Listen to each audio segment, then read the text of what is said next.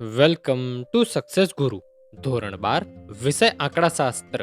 આજે આપણે જોશું સ્વાધ્યાય 2.3નો પાંચમો દાખલો. તો ચાલો શરૂ કરીએ. સૌથી પહેલા દાખલાની રકમ વાંચીએ.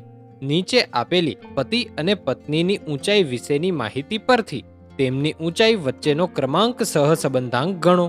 આ દાખલો માર્ચ 2022માં બોર્ડ એક્ઝામમાં પૂછાયેલો છે, માટે ખૂબ જ ઇમ્પોર્ટન્ટ રહેશે. તો ચાલો હવે આપણે જવાબ જોઈએ. આપણે પતિની ઊંચાઈ સેન્ટીમીટરમાં અને પત્નીની ઊંચાઈ સેન્ટીમીટરમાં આપેલી છે. એ એક્સ વાય આપેલા છે કે આર એક્સ આર વાય આપેલા છે? તો આપણે એ આપેલા છે એક્સ અને વાય. તો સૌથી પહેલા તો અહીંયા એક્સ અને અહીંયા વાય લખી લઈએ. હવે ખબર કેમ પડે કે આર એક્સ આર વાય આપેલા છે કે નથી આપેલા? તો અહીંયા ક્રમ શબ્દનો ઉપયોગ થયો હોય ને, તો આર એક્સ આર વાય આપેલા છે, અને જો ક્રમ શબ્દનો ઉપયોગ ન થાય તો આપણે એક્સ વાય આપેલા છે, એટલું યાદ રાખી લેવાનું. હવે સૌથી પહેલા તો આપણે પતિની ઊંચાઈ એટલે કે એક્સમાં જોવાનું કોઈ સંખ્યા રિપીટ થાય છે. તો જોઈએ તો એકે સંખ્યા રિપીટ થતી નથી. હવે વાય એટલે કે પત્નીની ઊંચાઈમાં જોઈએ તો 154 અહીંયા શરૂઆતમાં છે અને છેલ્લે પણ છે, અને 162 અહીંયા પણ છે અને અહીંયા પણ છે. તો 154 અને 162 એ સંખ્યા રિપીટ થાય છે. તો આ વખતે આપણું સૂત્ર બદલી જશે. કયું લાગશે? તો અવલોકનો રિપીટ થતા હોય ત્યારે આર બરાબર 1 ઓછા 6 કૌંસમાં સિગ્મા ડી નો વર્ગ વત્તા સીએફ કૌંસ પૂરો છેદમાં એન કૌંસમાં એન નો વર્ગ ઓછા 1 કૌંસ પૂરો. આ સૂત્ર લાગશે. આ સૂત્રમાં નવું શું છે? સીએફ નવું છે, બાકી તો એનું એ જ સૂત્ર છે. હવે આનામાં સૌથી પહેલા તો આપણે સિગ્મા ડી નો વર્ગ શોધવા માટેનું કોષ્ટક બનાવી લઈએ. એ બનાવી લેશું ને, એના પછી આપણે એક નાનકડું સીએફ નું પણ કોષ્ટક બનાવવું પડશે. તે પણ આપણે શીખી લેશું કેમ બનાવવાનું. તો સૌથી પહેલા આપણે સિગ્મા ડી નો વર્ગ શોધવા માટે જે કોષ્ટક બનાવવાનું છે તે બનાવી લઈએ. મેં અહીં કોષ્ટક બનાવવાની શરૂઆત કરી દીધી છે, જેમાં એક્સ વાય આપેલા જ હતા અને આર એક્સ આર વાય નું મેં હેડિંગ આપી દીધું છે. આર એક્સ આર વાય એટલે શું છે? ક્રમ છે. તો એક્સમાં જે સૌથી મોટી સંખ્યા હોય એને આપણે એક નંબર આપશું. તો 191 મને સૌથી મોટી સંખ્યા દેખાય છે, તો એની સામે લખી નાખવાનું 1. પછી એનાથી નાની કઈ સંખ્યા દેખાય છે? 185 દેખાય છે, તો એની સામે આવશે 2. પછી એનાથી નાની કઈ દેખાય છે? 163 દેખાય છે, તો એની સામે આવશે 3. પછી દેખાય છે 162, તો એની સામે આવશે 4. પછી દેખાય છે 157, તો હું આવશે 5. પછી 156, તો ત્યાં આવશે 6, અને 153 ત્યાં આવશે 7. તો આર એક્સ તો થઈ ગયું. એનો ટોટલમાં શું કરવાનું? ડેશ કરવાનું, કારણ કે એના ટોટલની જરૂર નથી. હવે સેમ આર વાયમાં પણ આર વાયમાં ધ્યાન રાખવાનું છે, કારણ કે સંખ્યા રિપીટ થાય છે. તો સૌથી મોટી સંખ્યા કઈ દેખાય છે? 170 દેખાય છે, તો ત્યાં આવશે 1. પછી બીજી કઈ દેખાય છે? 162 દેખાય છે. તો 2 નંબરે 2 સંખ્યા છે, તો 2 અને 3 બંનેનું એવરેજ કાઢવાનું. શું થાય? 2.5 થાય. તો 162 છે એની સામે બંને જગ્યાએ આવશે 2.5 2.5. હવે 3 નંબર નહીં આવે, હવે સીધો આવશે 4 નંબર. ચોથા નંબરે કઈ સંખ્યા આવશે? 157 આવશે, તો ત્યાં આવશે 4 નંબર. હવે પાંચમા નંબરે 154 આવે છે, અહીંયા અને અહીંયા બે સાઈડ છે, તો 5 અને 6 નંબર બંને ઉપર 154 આવે છે. તો 5 અને 6 નો સરવાળો કરી ભાગ્યા 2 કરવાનું, તો મળે 5.5. તો બંને જગ્યા લખાશે 5.5. બંને જગ્યા લખી નાખ્યું. હવે રહી 148, એ આવશે આપણી 7મા નંબરે. અહીંયા પણ સરવાળાની જરૂર નથી, તો ડેશ કરી દેવાનું. હવે આપણે આર એક્સ અને આર વાય તો મળી ગયા. હવે આપણે સૌથી પહેલા તો ડી શોધી લઈએ. તો ડી કેમ શોધવાનો? D is equal to R x ઓછા આર વાય. તો સૌથી પહેલા તો 6 માંથી 5.5 જાય તો રે 0.5, 7 માંથી 7 જાય તો રે 0, 2 માંથી 2.5 જાય તો રે ઓછા 0.5, 5 માંથી 4 જાય તો રે 1, 3 માંથી 2.5 જાય તો રે 0.5, 1 માંથી 1 જાય તો રે 0, અને 4 માંથી 5.5 જાય તો રે ઓછા 1.5. આનો સરવાળો કરીએ તો આપણે મળે છે 0. તો લખવાનું સિગ્મા ડી બરાબર 0. હવે આપણે આનો વર્ગ કાઢી લઈએ ડી નો, તો લખવાનું ડી નો વર્ગ.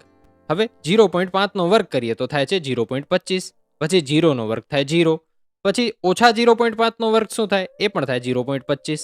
પછી 1 નો વર્ગ તો 1 જ રહે.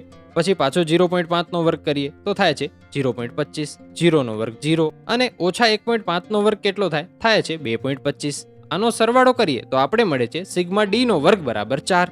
હવે આપણે સિગ્મા ડી નો વર્ગ મળી ગયો. એન કેટલા છે? તો એન શોધી લઈએ. એન બરાબર છે 1 2 3 4 5 6 અને 7. તો એન બરાબર આપણે 7 મળેલા છે. તો આપણે એન અને સિગ્મા ડી નો વર્ગ તો મળી ગયો. હવે આપણે રહ્યું સીએફ શોધવાનું. તો એના માટે એક નવું અને નાનું કોષ્ટક બનાવવાનું છે, તે શીખી લઈએ.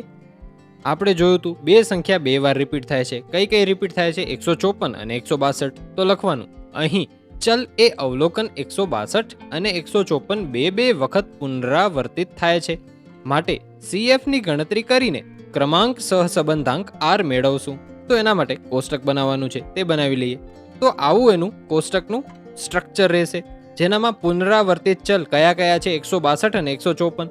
પછી ચલ જેટલી વખત પુનરાવર્તિત પામે તે સંખ્યા, એટલે કેટલી વાર પુનરાવર્તિત થાય છે. 162 બે વાર થાય છે અને 154 પણ બે વાર થાય છે. તો લખવાનું 162 સામે 2 અને 154 સામે પણ 2.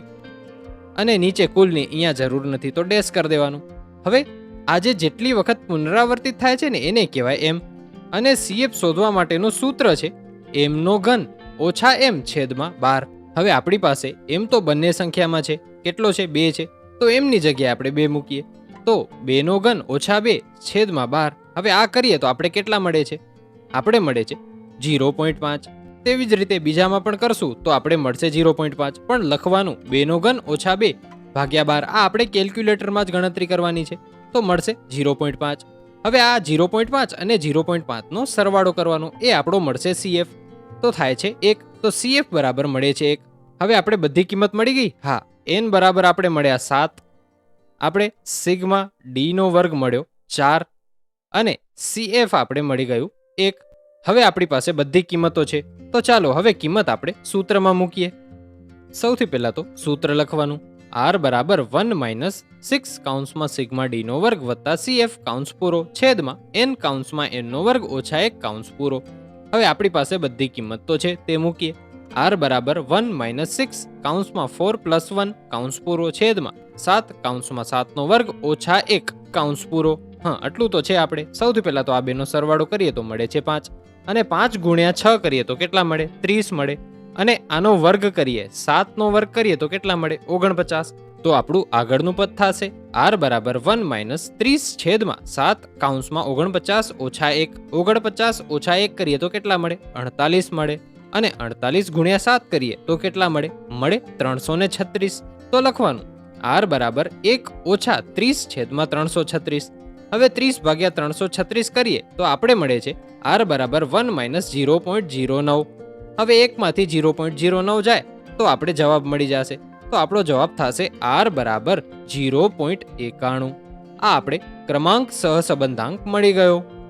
આના સાથે આપણો આજનો દાખલો અહીં પૂરો થાય છે. Thanks for watching. આવા જ એજ્યુકેશનલ કોન્ટેન્ટ માટે સબસ્ક્રાઇબ કરો સક્સેસ ગુરુને.